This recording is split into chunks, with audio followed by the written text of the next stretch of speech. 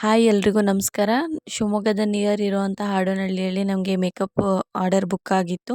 ಹೌದು, ನಮ್ಮ ಬ್ರೈಡ್ ವಿದ್ಯಾಭಾರತಿ ಅವರು ಅವರ ಸ್ಟೂಡೆಂಟ್ ಅವರಿಗೆ ರೆಫರ್ ಮಾಡಿದರು ಅಂತ ಹೇಳಿ ನಮ್ಮ ಹತ್ರ ಬ್ರೈಡಲ್ 3 ಸೆಷನ್ ಆಫ್ ಮೇಕಪ್ನ ಬುಕ್ ಮಾಡ್ಕೊಂಡಿದ್ರು.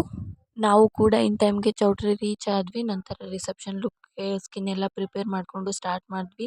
ಚೌಟ್ರಿಲಿ ಒಂದೇ ರೂಮ್ ಇರೋ ಕಾರಣ ಅದರಲ್ಲೇ ಎಲ್ಲರೂ ಇದ್ದರು. ತುಂಬ ಕ್ಲಮ್ಸಿ ಆಗಿತ್ತು. ಅದರಲ್ಲೇ ಹೇಗೋ 20 ಮಿನಿಟ್ಸಲ್ಲಿ ರಿಸೆಪ್ಷನ್ ಲುಕ್ನು ಫಾಸ್ಟಾಗಿ ಮುಗಿಸ್ಕೊಟ್ವಿ. ಅವ್ರು ಮುಂಚೆನೇ ಹೇಳಿದರು ಲಿಪ್ಸ್ಟಿಕ್ ಅಂತೂ ಹೆವಿ ಬೇಡವೇ ಬೇಡ, ಸ್ಕಿನ್ ಟೋನ್ಗೆ ಮ್ಯಾಚ್ ಆಗೋ ಥರ ಮಾಡಿ ಅಂತ. ಅದೇ ಥರನೇ ಮಾಡಿಕೊಟ್ವಿ.